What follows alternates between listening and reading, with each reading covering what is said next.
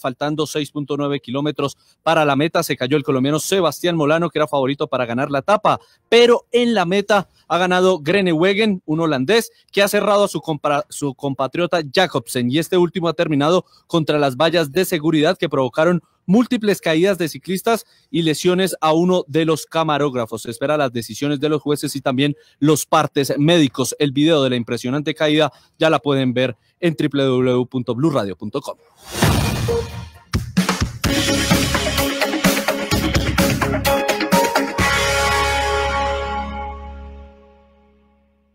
Una señal que se enlaza. Regiones conectadas a través de un dial. A partir de este momento, Óscar Montes, Ana Cristina Restrepo, Hugo Mario Palomar, Valeria Santos, Gonzalo Lázari, Rodrigo Pombo y Camila Zuluaga analizan y debaten el tema del día. El tema del día. Colombia está al aire.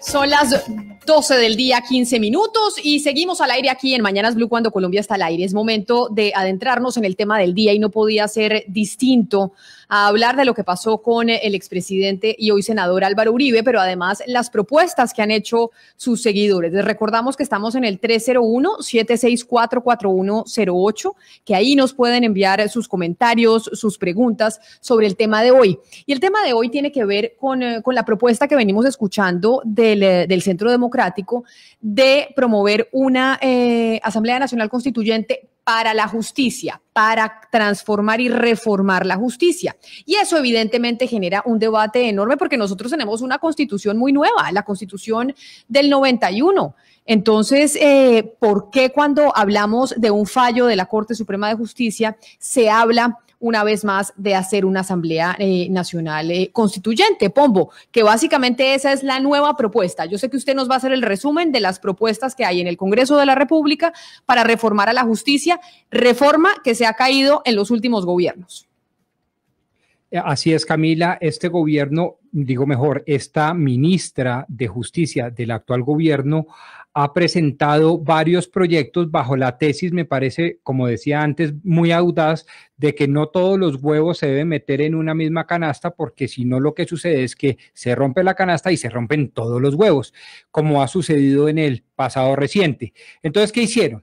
Presentaron, en efecto, un proyecto de acto legislativo que pretende modificar importantes aspectos de la administración de justicia, tendiendo a que los particulares puedan, es decir, notarios, centros de arbitraje, etcétera, etcétera, puedan ejercer cada vez más acciones jurisdiccionales. Pero también ha presentado un proyecto de ley para reformar el Código de Procedimiento y Contencioso Administrativo, ha presentado un proyecto de ley que reformaría el estatuto arbitral y también ha presentado un proyecto de ley que tiene que ver con administración de justicia inmediata, como por ejemplo los consultorios jurídicos y demás. Entonces, fíjense ustedes que, digamos, se trata de varios proyectos de ley, con lo cual la apuesta actual del gobierno es que el Congreso puede decir, me gustan unas, las acepto, no me gustan otras, no las acepto, pero no se cae toda la gran reforma de la justicia, sino se caen seguramente aspectos puntuales procedimentales de cada uno de estos estatutos procesales. Eso es lo que tenemos hoy en materia de proyectos presentados y en curso, unos de ellos, otros no, por parte del gobierno nacional. Y paralelamente hablando de ya asuntos jurídico-políticos, por supuesto, está la manera de cómo hacerle frente a decisiones jurisdiccionales de la talla de la Corte Constitucional, que a través de sentencia ha venido diciendo que pues si se trata de sustituir, que no de reformar, sino de sustituir el espíritu y la esencia misma de la Constitución de 1991, es necesario acudir a la Asamblea Nacional Constituyente. Hernando Herrera fue promotor de la séptima papeleta, pero también promotor de la Constitución del 91. Hoy es director de la Corporación Excelencia a la Justicia y nos acompaña y se conecta con nosotros hasta ahora. Doctor Herrera, bienvenido. Gracias por estar hoy aquí en Mañanas Blue. Muchas gracias, Camila, por la amable invitación. Por supuesto, un abrazo especial también a mi ilustre colega, el doctor Pombo, a Óscar, Hugo Mario, Ana Cristina y a toda su gran audiencia. Pero mire, doctor Herrera, cuando uno oye hablar de una Asamblea Nacional Constituyente enfocada a la justicia, por un fallo judicial, por una decisión de la Corte Suprema, uno dice, bueno, esa reforma que se quiere hacer, esa Asamblea Nacional Constituyente que se quiere hacer, es porque de verdad hay que reformar la justicia en Colombia y estamos usando esto como excusa, o porque básicamente no gustó una decisión y por eso estamos intentando reformar la justicia y proponer asambleas nacionales constituyentes. Camila, yo creo que la reforma a la justicia indudablemente es urgente y es inevitable. Creo que la Constitución del 91 cometió unos hierros seguramente de buena fe, como por ejemplo depositar o delegarle facultades electorales a las altas cortes. Eso ha envilecido el funcionamiento de la jurisdicción, porque hay magistrados, y desafortunadamente toca decirlo así, aunque son los menos, más conocidos por sus proezas burocráticas y electorales que por los fallos que ellos tienden a producir. Desde ese punto de vista nos parece que es pertinente una reforma que se acompañe, por supuesto, de lo macro y también de otros aspectos muy importantes, por ejemplo, garantizar mayor acceso, proyecto que tuvimos ocasión de trabajar con la Procuraduría General desde la Corporación Excelencia de la Justicia, y lo que hace de mejorar el acceso a la rama judicial. Pero entonces, doctor Herrera, ¿usted considera que no es una reforma, una Asamblea Nacional Constituyente lo que se debería implementar en estos momentos que hablamos de reforma a la justicia, o que habla un sector político del país por la decisión que tomó la Corte Suprema de Justicia en contra del senador Álvaro Uribe? Camila, yo creo que la Asamblea Nacional Constituyente solamente tendría objeto para reformar la justicia en lo macro, en la alta cúpula judicial, pero me parece por lo menos que la propuesta es inoportuna. De tiempo atrás algunos hemos venido defendiendo que si no procede y no prospera en el Congreso esa reforma a la justicia en lo macro, en la cúpula, pues entonces se plantee precisamente la instauración de una Asamblea Nacional Constituyente. Pero sí me preocupa que pueda ser visto como un revanchismo que es absolutamente indeseable. Aquí se trata de dos premisas fundamentales. Debemos confiar en la Administración de Justicia, respetar las decisiones judiciales en lo que hace de la decisión de la Corte, pero también, no menos cierto es como contrapartida, que hay que respetar la presunción de inocencia y el debido proceso en el caso del hoy senador Álvaro Uribe Vélez. Sí. Doctor Herrera, pero le quiero preguntar precisamente sobre eso que usted está planteando. ¿Por qué se crea y se abre paso el escenario de la Asamblea Constituyente para ocuparse exclusivamente de la rama judicial? Porque usted, que tiene mejor memoria que yo y conoce mucho más el tema, sabe muy bien que todas las reformas que se han presentado al Congreso de la República en lo que tiene que ver con la rama judicial, todas han naufragado, todas fracasan ante el Congreso. Y todos los exministros de justicia se van de la cartera con esa frustración de no haber podido realizar la gran reforma estructural de la justicia. De tal manera que cuando se abre espacio ahora a la Asamblea Constituyente es precisamente porque en el Congreso todas esas iniciativas han fracasado. La lista de exministros que se van sin reformar la justicia es larga. ¿Usted no cree que eso precisamente es lo que ha llevado a que se abra hoy en día el espacio de considerar la posibilidad de una constituyente para reformar la justicia?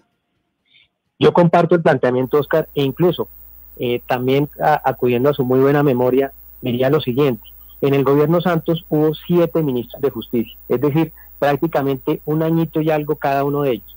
En este momento, en el gobierno Duque, llevamos 2.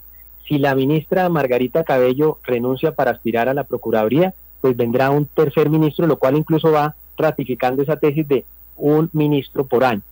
Y desafortunadamente, además de que se van con esa frustración, también tenemos que se presenta esta confabulación de intereses complejos. Un Congreso timorato, cobarde a la hora de aprobar una gran reforma a la justicia, entre otras porque hay muchas personas que están siendo investigadas por la Corte Suprema de Justicia, pero también, en no menos casos, y afortunadamente pocos de ellos, magistrados que van a hacer cabildeo, como por ejemplo lo vimos, y ustedes me perdonarán, me conocen de tiempo atrás, Oscar sabe que nosotros los costeños hablamos de manera muy espontánea, pero recordarán ustedes el expresidente, el indeseable expresidente de la Corte, Francisco Ricaurte, yendo a hacer cabildeo, ¿no?, para que les ampliaran el periodo de 8 a 12 años. La gran ventaja que podría tener una constituyente es que, primero, habría vocación de hacer reforma, desde luego que sí, y segundo, elimina la posibilidad de ese indebido lobby o cabildeo de algunos magistrados interesados o en que no les quiten prebendas constitucionales o en ampliar su periodo.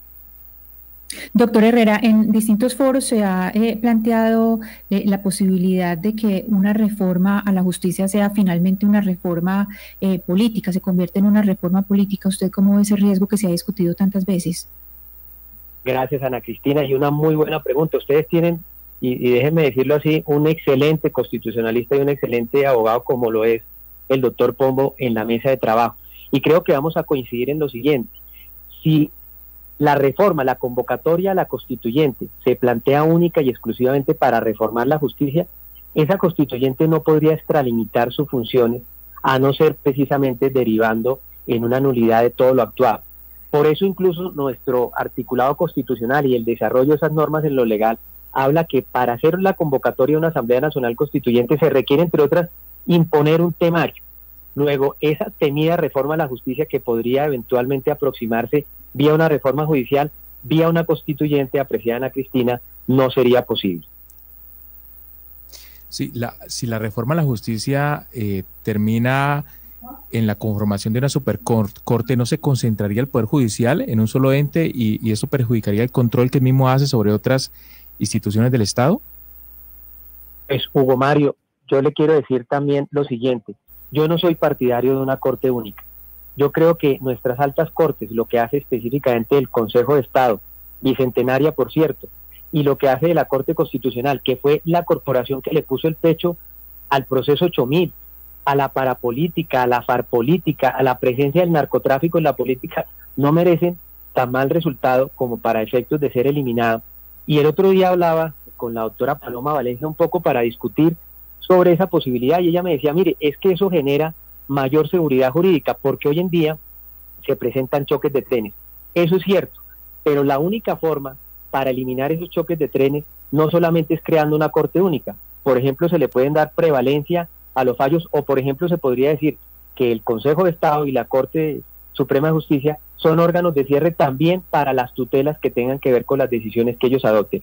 De manera tal entonces que esa opción de la Corte Única no me parece la más loable. Y entre otras también yo les quiero decir, si hay algo que caracteriza y habrá que remarcar en la Constitución del 91, fuera de la acción de tutela es la Corte Constitucional. Y atentar contra la independencia de esa Corte o restringir la tutela nos parece bastante complicado. Doctor Herrera, usted ha hecho mención ahora de las facultades electorales de las altas cortes, que también coincido con usted, precisamente es uno de los graves problemas que tienen las altas cortes hoy en día. Pero justamente por eso es que se hunden las reformas a la justicia. Cuando en una iniciativa, en un proyecto de una iniciativa del gobierno, se toca esa parte, esa facultad que tienen las altas cortes de elegir de facultades electorales, esa es la parte que no gusta. ¿Usted cree que una reforma estructural a la justicia se pueda llevar a cabo sin tocar esas facultades electorales de las altas cortes? Me parece también bueno el interrogante, Oscar, y yo diría lo siguiente, si una reforma macro en la cúpula de la justicia no lleva ese ingrediente, no sirve para absolutamente nada. Porque ustedes que obviamente son juiciosos periodistas, el doctor Pombo que le hace también evaluación al acontecer jurídico, saben que esa figura ha perturbado enormemente el funcionamiento de esas corporaciones. Miren lo que pasó en la administración Uribe, donde la Corte Suprema de Justicia, por unas o por otras, paralizó la elección del fiscal general de la Nación. Lo que viene pasando ahorita en la rebatiña que se puede presentar en pasadas ocasiones frente al tema de la Procuraduría. Por eso, con buen suceso, se hizo una reforma que yo diría fue una mini reforma y se avanzó y se despojó en lo que hace el Contralor la facultad para que las altas cortes intervengan en esa designación. Un juez, un magistrado, está para cumplir una tarea importantísima y vital, que es darle seguridad jurídica a los ciudadanos. Luego meterlos en calzas prietas al ponerlos a otros dispensas pues, que el Estado les pueda otorgar, me parece complicado. Y yo creo que los mismos constituyentes del 91 hoy en día reconocen ese error. Creo que hubo dos ingenuidades. Primero pensaron que revocando el Congreso que venía iba a ser mejor. Y de pronto uno puede llegar a la conclusión que fue peor. Y también pensando en que quitando facultades y depositándoselas a las altas cortes, entonces eso se iba a llenar de mayor probidad. Y vuelvo y repito, así con todo hayan acertado, también los distrae de la función más importante. Doctor Herrera, yo le pregunto desde Panamá, en donde se ha planteado también la creación de una constituyente, pero soy venezolano, en donde se aplicó una constituyente. Yo le pregunto, ¿cuál es el afán de los gobiernos latinoamericanos y de los poderes públicos en América Latina de que la constituyente sea el resultado o lo que resuelva los problemas de cada país? usted sabrá disculparme, yo sé que además usted es el que nos trae, porque yo trato de oírlos, una muy buena música, pero en este momento he olvidado su nombre. Si usted me lo puede recordar para no pasar de grosero de contestar sin decir el nombre, se lo agradezco. En lo absoluto, y muchísimas gracias por el comentario. Gonzalo Lázaro es mi nombre. Perfecto, Gonzalo. Coincido con usted. Mire que este fenómeno caudillista que se viene presentando en Latinoamérica, tanto en la izquierda como en la derecha, se decanta con que cada presidente, así lo hizo Hugo Chávez, así lo hizo hoy en día el narcodictador Nicolás Maduro para lo que le sirve, así lo hizo Rafael Correa, así lo hizo Evo Morales, han venido prorrogando y precisamente realizando unas concreciones constitucionales que no tienen ningún otro interés que precisamente tratar de afincar su interés político ideológico y desde otro punto de vista eternizarse o perpetuarse en el poder. Yo soy enemigo de la reelección, sobre todo en un sistema presidencialista, y todos nuestros países en Latinoamérica tienen ese condimento, porque le otorga al Ejecutivo un poder mayúsculo. Además de todas las facultades que tiene el presidente en un país de estos, pues tener la posibilidad de una reelección indefinida es supremamente complicada. Y miren en lo que ello ha derivado. Entonces yo creo, si las principales democracias del mundo, que no tienen sistema presidencialista, sino de pronto parlamentario, o de pronto desconcentrado, federalista, no atienden ese principio fundamental, y por ejemplo en los Estados Unidos solo se puede una reelección con un alto poder como lo tiene allí en el Congreso. Hablar aquí de reformas constitucionales solamente para afincar vitalidad en cuanto a los presidentes de turnos, nos parece que es seguir ese muy mal ejemplo del modelo cubano, donde Fidel Castro se quedó por esa complacencia que tenía con la Unión Soviética en ese entonces. Hoy en día, claro, ya no existe ese país como tal, pero generó un modelo que es precario. Y vuelvo y repito, eso aplica tanto a la izquierda como a la derecha. Pero mire, doctor Herrera, usted hablaba que los propios constituyentes reconocen que hay unos errores que quedaron dentro de la Constitución del 91 y por eso permítame saludar a uno de ellos, al doctor Esguerra, que tenía cita con nosotros, doctor Esguerra, a las 12:15, ¿no? Pero ya está con nosotros en la línea el doctor Juan Carlos Esguerra, exministro de Justicia y exconstituyente del 91. Doctor Esguerra, bienvenido. Muchas gracias. Comienzo por disculparme por el retraso. Usted tiene toda la razón. No ha debido ocurrir, pero simplemente me fue imposible evitar los minutos de retardo. Me disculpo en todo caso. Doctor Esguerra, y ahí le pregunto lo que dice el doctor Herrera, y es, usted como constituyente del 91, además usted como exministro de Justicia, al que se le cayó una reforma de justicia en el Congreso de la República, coincide en que hay unos errores dentro de la Constitución que hay que cambiar y por eso no sería tan desacertada la propuesta del Centro Democrático de hacer una Asamblea Nacional Constituyente en estos momentos enfocada en la justicia. Me parece que esa pregunta tiene dos partes distintas y por lo menos por mi lado va a tener dos respuestas distintas pero no contradictorias. La primera, es verdad que la Constitución tiene una serie de equivocaciones, es verdad que tiene algunos aspectos y algunos puntos en los cuales es aconsejable y en algunos más urgente que en otros que se introduzca una reforma, sin lugar a la menor duda. ¿Tiene fallas la Constitución? Tiene fallas la Constitución, sin duda. Ahora, eso significa que deba proceder a reformarla ya en este instante de emotividad y de pasión, como consecuencia de una determinación que se tomó ayer por la Corte Suprema de Justicia, me parece que no puede ser. Una Constitución es por definición un cuerpo normativo estructural, no coyuntural, que está hecho para durar, que está hecho para trascender, que está hecho en función pensando en pasado, presente y futuro al mismo tiempo, no en un momento determinado y en una ira o en un amor que se puedan producir en un instante determinado. Eso no puede ser. De manera que sí es necesario que haya reformas, sí es conveniente que las haya, importante que se hagan, puede ser por la vía del referendo o de los actos legislativos, aun cuando muchos han fracasado, entre otros el que usted mencionaba hace unos instantes, incluso por la vía de una asamblea constituyente. Todo eso cabe, pero no me parece que pueda ser la respuesta a una determinación que se toma en aplicación de las normas en un momento determinado. Pero independientemente de si la constituyente se convoca por la detención del expresidente Álvaro Uribe Vélez. ¿A usted le parece conveniente, doctor Esguerra, que entremos en esa discusión en estos momentos de crisis sanitaria, de crisis económica, tal vez la crisis más grave en las últimas décadas, no solamente en Colombia, sino en el mundo? Que esas crisis que estamos atravesando determinen una reforma constitucional, no estoy seguro. No estoy seguro para qué, porque eso no toca directamente con la Constitución. Por ejemplo, si en este instante alguien fuera a hacer una reforma constitucional, muy posiblemente estaría inclinado a aumentar los poderes de la rama ejecutiva y del gobierno para efectos de ver cómo se enfrenta, digamos, más eficazmente, si es que cabe hacerlo más eficazmente, una situación como la que estamos viviendo. Y entonces, de nuevo, estaríamos adoptando medidas que corresponden a una constitución para resolver un momento coyuntural, y eso no debe ser así, me parece que no corresponde.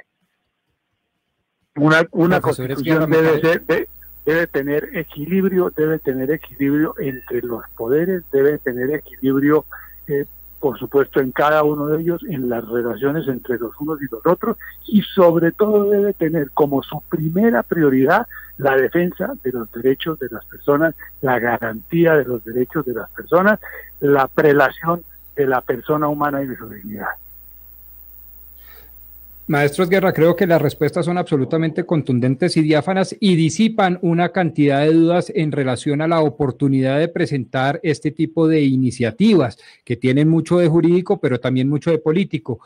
Abstracción hecha de una situación coyuntural como a la que usted nos invita, ¿cuáles deberían ser, a su juicio, las coordenadas, las 2 o 3 coordenadas fundamentales que debería soportar una Asamblea Nacional Constituyente, con lo que decía el profesor Herrera hace un instante, también para disipar cualquier duda de que eso se vuelva una caja de Pandora, con un temario? El temario, si usted tuviera que hacer ese temario, diría, los 2 o 3 puntos fundamentales de la reforma a la justicia son estos. ¿Cuáles serían? A ver, lo primero es que uno debería poder tener la seguridad de que los aspectos a los que se refiera esa reforma por la vía de una asamblea constituyente son los aspectos que van a ser objeto de la reforma y no otros y no más que ellos. Que no se corre el riesgo de que la gente llegue con un proyecto de reforma entre el bolsillo relacionado con cosas absolutamente distintas. El doctor Herrera debería estar refiriéndose a la posibilidad, por ejemplo, de permitir más reelecciones presidenciales. Si de lo que se trata es de reformar la justicia, debe tratarse de reformar la justicia y solo de reformar la justicia. Ahora, reformas a la justicia, sí. En materia de su estructura es fundamental una reforma a la justicia. En materia de su estructura, para distintos efectos. En primer lugar, para quitarle todo poder político, toda capacidad de postulación de candidatos a cargos políticos a los magistrados de las altas cortes, porque en eso nos equivocamos en la Asamblea Constituyente, creyendo que despolitizábamos los procedimientos, encomendándolos en las manos de las altas cortes. Terminamos introduciendo unos ciertos virus de la política en las altas cortes, con todo lo malo que eso ha tenido desde el primer momento. Recuerdo las primeras postulaciones que se hicieron por las altas cortes de los candidatos a la Procuraduría y a la Contraloría General de la República, santo Dios bendito. Bueno, entonces debe hacerse una reforma estructural de la justicia que defina los papeles que les corresponden a los unos, los papeles que les corresponden a los otros. Pero parte de la reforma a la justicia también debe estar no en la Constitución, sino en los códigos sustantivos y sobre todo en los códigos de procedimiento. Algunas pequeñas reformas para evitar, por ejemplo, aquella práctica malhadada y negativa hasta la pared de enfrente que se da entre nosotros de los interesados en algunos casos, o mejor dicho, interesados en que algunos casos no se resuelvan, que resuelven utilizar todos los mecanismos que les da la ley, todos los recursos que les da la ley, no para defender su causa, sino para procurar ponerle un palo en la rueda al proceso, de manera que luego puedan invocar una prescripción o puedan invocar una caducidad. Eso no debería poder ser. eso de que se aplacen las Sí. audiencias porque resulta que no llegó el abogado y entonces se fijan para dentro de 2 meses y así sucesivamente, y luego vienen los vencimientos de término. Eso hay que acabarlo y no requiere una reforma constitucional. Permítame entonces también saludar a otro ex constituyente, ex ministro, ex candidato presidencial, al doctor Horacio Serpa. Doctor Serpa, bienvenido, mil gracias por atendernos. Muchas gracias, toda la orden. Doctor Serpa, antes que nada, ¿cómo sigue usted de salud? Antes de entrar a hablar de la constituyente, de entrar a hablar de las reformas a la justicia y demás, ¿cómo sigue su salud? Bueno, gracias por la pregunta. Estuve muy enfermo, muy enfermo, pero milagrosamente en los últimos meses me he estado recuperando. Como yo digo, tengo el cangrejo adentro, pero ya hablo, ya leo, ya escribo. Bueno, tengo la oportunidad de participar en programas como este. Pienso, de manera que ahí voy marchando y sigo con mucha fuerza recuperándome. Gracias. Se oye y se ve divinamente, se lo tengo que decir. Se oye y se ve muy bien. Bueno, eso Doctor Serpa, me ayuda mucho. Y le pregunto, ahora que estamos hablando de asambleas nacionales constituyentes por cuenta, entre otras cosas, del fallo de la Corte Suprema en contra del expresidente Álvaro Uribe, usted como exconstituyente, como excandidato presidencial, como exministro, ¿qué opina? Pues me parece, lo digo con respeto, un exabrupto, porque es que así no surgen los cambios constitucionales, porque hubo una decisión de una corte que funciona a la luz de la Constitución y de la ley, entonces hay que desbaratar todo lo que está hecho, por importante que sea el personaje, y sí que es importante, yo lo respeto mucho, no puede hacerse eso, que hay que hacer reformas. Claro, yo voy por el camino de Juan Carlos de Guerra, seguramente en materia constitucional algo, no sé. Lo que yo digo es, no le vayan a cambiar la autonomía a la justicia, ni la independencia. Ese es un logro de la Constitución del 91 y ese es un valor extraordinario que debemos defender todos los colombianos. Ahora, reformas legales, claro, miren, ya dijo el doctor Guerra algunas cosas, yo digo una que es fundamental, la impunidad. Aquí en Colombia no se administra justicia en la base, ni en la clase media. Aquí en Colombia la justicia persigue a los grandes procesos, a los que producen crispamientos, como en esta oportunidad. Tenemos una impunidad enorme. Y en un pueblo donde hay impunidad, pues ni hay justicia, ni hay paz. Entonces, ese es un tema supremamente importante. Como se dice popularmente, meterle el diente a la administración de justicia para que se juzgue y se castigue a los delincuentes, para que la justicia de la base se modernice, para que haya jueces pro, jueces que puedan enfrentarse a las maquinarias criminales que asolan la vida nacional. Eso es lo que hay que hacer. Doctor Serpa, pero si usted se devuelve al origen de todo, cuando estaban redactando la Constitución, ¿cuáles son esos problemas de origen para que quedaran estos vacíos? ¿Por qué quedaron esos vacíos? Pues quedaron las normas, porque es que todos pensamos que hecha la norma se hace la transformación, absurdo. La transformación de una norma es una invitación para que un país se ajuste a eso. Miren, yo les quiero contar. Hace 55 años yo fui juez. 55 años. Y después fui juez 6 veces más, en diferentes cargos. Desde esa época existe esto que estoy comentando, de que no hay oficinas, de que no hay máquinas de escribir, de que no hay jueces preparados, de que los criminales se preparan para vencer la justicia y los jueces no, de que hay una impunidad. La impunidad, cuando yo era juez, la impunidad era del 30-35%. Más de medio siglo después es del 80%. Pero, entonces, eso es algo supremamente delicado. Pero mire, doctor Serpa, usted que está hablando de su trayectoria como juez y como miembro de la rama judicial, usted conoce muy bien de esta historia. se eliminó el fondo rotatorio del Ministerio de Defensa por corrupción, ¿se acuerda usted? Y porque además para tener un juzgado, una resma de papel, tenía que solicitarla a Bogotá y que se le autorizara la resma de papel. Y por corrupción se eliminó el famosísimo el fondo rotatorio del Ministerio de Justicia. Exactamente, y se creó con la constituyente del 91 el Consejo Superior de la Judicatura con el fin de que se lograra superar esa situación. Pero terminó la figura creada, el Consejo Superior de la Judicatura, también convertida en un foco de politiquería y de corrupción. Entonces, doctor Zerpa, ¿qué se le ocurre a usted que tiene la experiencia y el bagaje para lograr superar esta situación, no creando nuevas figuras, sino efectivamente logrando que la justicia sea mucho más expedita y cumpla con la función que tiene que ser, que es hacer justicia, precisamente?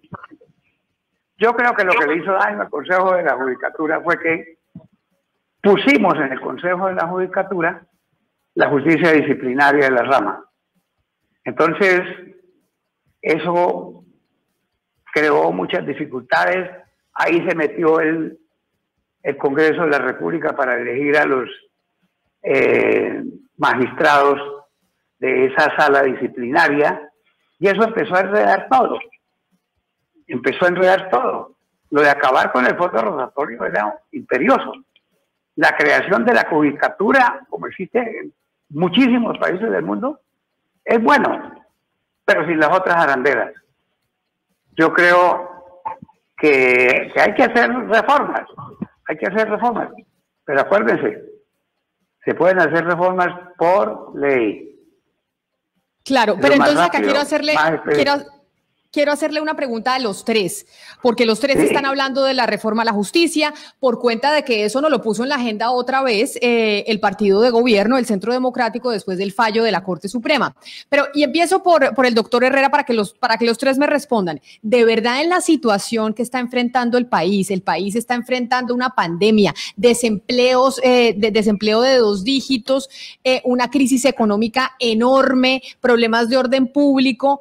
¿Es esta reforma a la justicia una prioridad que debería tener en cuenta el gobierno del presidente Duque precisamente en este momento, por ejemplo, doctor Herrera?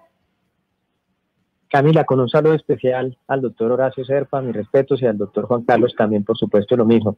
Yo diría lo siguiente: lo que es impostergable son las reformas, como lo decía el doctor Esguerra, a los códigos de procedimiento.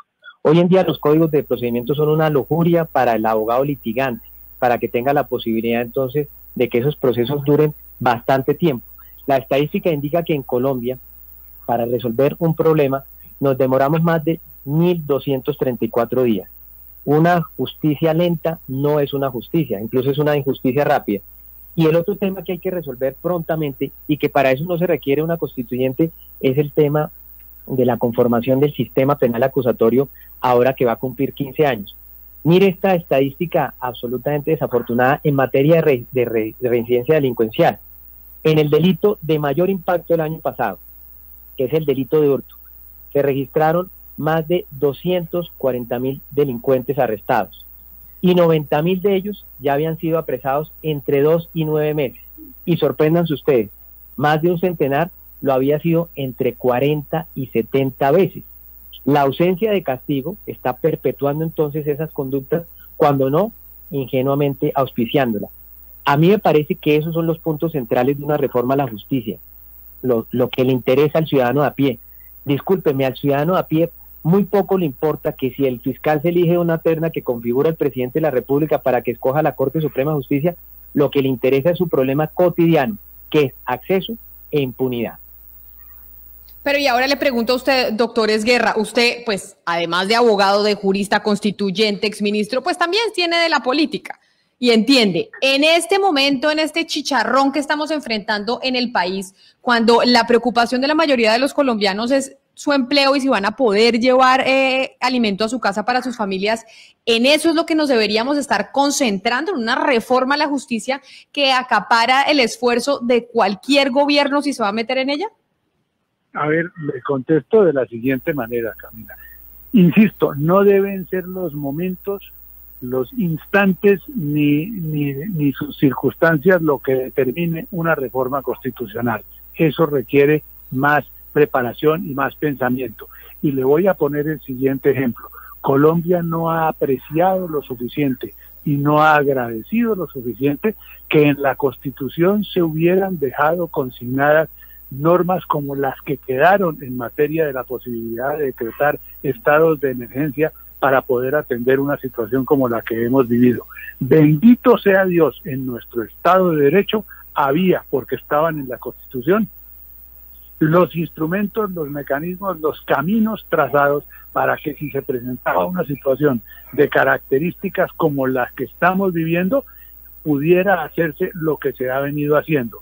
El presidente de la República pudiera expedir normas con fuerza de ley que no tuvieran que pasar por el trámite y la preparación del Congreso porque no había el tiempo para el efecto, etcétera, etcétera. Es decir, así como criticamos, y yo soy el primero, problemas de la justicia y de la estructura de la justicia en la Constitución, debemos valorar aquellas cosas de la Constitución que quedaron muy bien, y entre ellas esta, la de los estados de excepción, que permite que sin restringir en demasía los derechos de las personas pueda ejercerse los poderes de policía para efectos de garantizar la situación sanitaria, para efectos de garantizar el orden, para efectos de garantizar que los unos nos protejamos a los otros y que el gobierno nos proteja a todos. De manera que mire usted cómo esa situación que usted anota se ha podido afrontar y se ha podido ir resolviendo hasta donde ello es posible, por supuesto, porque no es una norma jurídica la que resuelve íntegramente los problemas, gracias a lo que hay en la Constitución. Y esa misma pregunta para usted, doctor Zerpa, básicamente porque es que estamos metidos en esta discusión en este instante. ¿Es el momento de hablar de reforma a la justicia en la situación en la que estamos? Una breve cuñita, un saludo para el doctor Herrera con mucho afecto. Contesto. Me parece muy desconsiderado por parte del Centro Democrático que metan al país en esta discusión. Y hago la siguiente aclaración. Yo no estoy en la política. Y no voy a volver a la política activa, pero soy ciudadano. Y se están muriendo 11.500 muertos. 11.500 colombianos murieron ya. ¿Cómo vamos a meter este tema aquí a atropellar al país? Cuando principalmente tenemos que estar atendiendo, bueno, las autoridades y todos los colombianos colaborando y los medios, es salvarle la vida a los colombianos y salvar la economía. No, es desconsiderado, absolutamente desconsiderado. Tiempo habrá para hacer reformas judiciales, tiempo habrá. Pero acabemos con este bicho que nos está matando primero. Yo le quisiera preguntar al doctor Esguerra por lo inmodificable, porque hemos estado hablando de lo que se debería cambiar, lo que no está bien, y muy someramente hemos hablado de lo que debería permanecer. Si yo le dijera a usted qué debe ser inmodificable y debiera quedar tal cual, ¿qué me diría? En lo fundamental, para darle una respuesta corta y contundente, lo que se llama la parte dogmática de la Constitución, es decir, la primera parte en donde están consignados el preámbulo, los principios que contienen los valores fundamentales de organización y estructuración del Estado en función ante todo de la persona humana, la Carta de Derechos y por supuesto el conjunto de mecanismos creados para darles efectividad y protección a esos derechos. Eso yo no lo tocaría. Venga, doctor Zerpa, ya se nos acaba el tiempo y su última intervención me dejó un tanto preocupado porque no le entendí el alcance. Quizás estamos todos los acá presentes de acuerdo en que el tiempo, digamos, el timing político o de conveniencia es difícil, pero ya cursan en el Congreso de la República, promovidos por el Ministerio de Justicia de este gobierno, el proyecto de ley 007 en Cámara sobre consultorios jurídicos, el proyecto de ley 007 en Senado sobre reforma al CEPACA, una reforma al Estatuto Arbitral, otra reforma viene al Código Civil, etcétera, etcétera. Esas leyes ustedes estaban diciendo que estaban de acuerdo para precisamente bajar la morosidad y acercar la justicia al ciudadano. Usted entonces dice que deberían dejar congeladas esas propuestas para tratarlas quizás en otro cuatrenio presidencial habida consideración del COVID. ¿Le entendí bien? No. El Congreso puede funcionan muchas otras cosas. Tenemos que hacer funcionar la economía, hacer funcionar mejor la salud, pero no una reforma constitucional, porque es que eso es totalmente distinto. Eso es lo primero. Lo segundo, miren, de la parte esencial de la Constitución sobre justicia, ya lo dije, independencia, autonomía, sobre otros aspectos, Corte Constitucional. Eso es un adelanto muy importante, Colombia lo necesita. Y voy a decir otra cosa que me parece que es necesaria porque necesitamos la paz. La JEP forma parte de la Administración de Justicia. No hay que acabarla, hay que respaldarla. Y por eso entonces quiero cerrar también con los tres con un mensaje que nos manda un oyente al 301-764-4108, que es nuestra línea de WhatsApp. Y un mensaje que me manda un oyente a modo de crítica y dice, mire Camila, los seguidores de Uribe, el partido de gobierno, son unos duros para ponerle la agenda a los medios. Ahora resulta que quien está en el banquillo es la justicia, que si habráse visto semejante exabrupto, como decía el doctor Serpa. Para despedirlo, doctor Herrera, ¿usted cree que sí es un error entonces que estemos hablando y poniendo en el banquillo a la justicia, ya que estamos hablando de estas reformas? A mí me parece, Camila, que todos los servicios tienen que evaluarse por parte de los ciudadanos, por parte de los medios, por parte de los académicos, y la justicia no puede ser la excepción. En ese caso, si se encuentran cosas por mejorar, como en efecto se ha venido señalando, eso es oportuno y además impostergable. Yo quisiera también decir lo siguiente: de Asamblea Nacional Constituyente para la Justicia se habló hace un mes. Tuvo la idea en su columna el doctor Alfonso Gómez Méndez, y nosotros desde la Corporación Excelencia en la Justicia acompañamos esa reflexión. Pero esa idea de esa Asamblea Nacional Constituyente estaba desprovista de cualquier tinte revanchista o ideológico. Ya hoy en día, con este condimento que se nos pone y que la doctora Paloma Valencia señala, yo voy entonces recogiendo esa propuesta.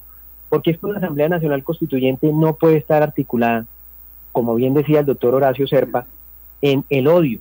Tiene que afincarse en la unidad, en la cohesión institucional y social.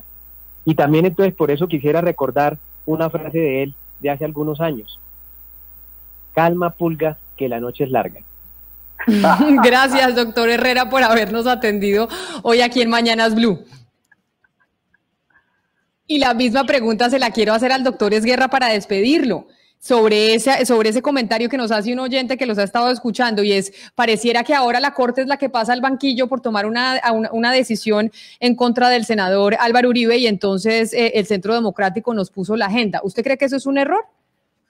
Por supuesto que es un error. Me parece que ningún juez puede pasar al banquillo por cuenta de una decisión que adoptó. Contra las decisiones de los jueces existen unos recursos, existen unos trámites, existen unos mecanismos de defensa. A los jueces y a sus decisiones se los acata y se los respeta, incluso cuando se equivocan, porque a veces ellos también se equivocan. Entonces habrá que ver cómo se enmienda esa equivocación, pero que se busque entonces la eliminación del tribunal. Es decir, no pocos colombianos hoy pensarían que la reforma que necesita la Constitución debe ser una reforma que tenga un artículo que diga elimínase la Corte Suprema de Justicia. Por Dios.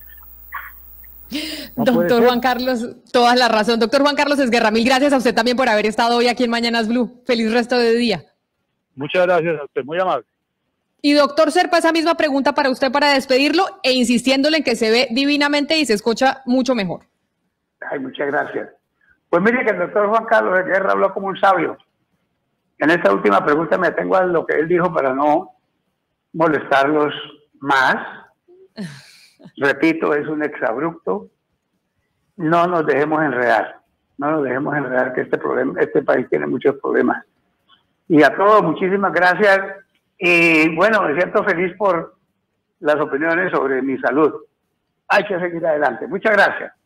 Claro que sí, muchas gracias, doctor Horacio Serpa, es el exministro. Son las 12 del día, 58 minutos. Antes de irnos, vamos a hacer una pausa hoy aquí en Mañanas Blue, cuando Colombia está al aire.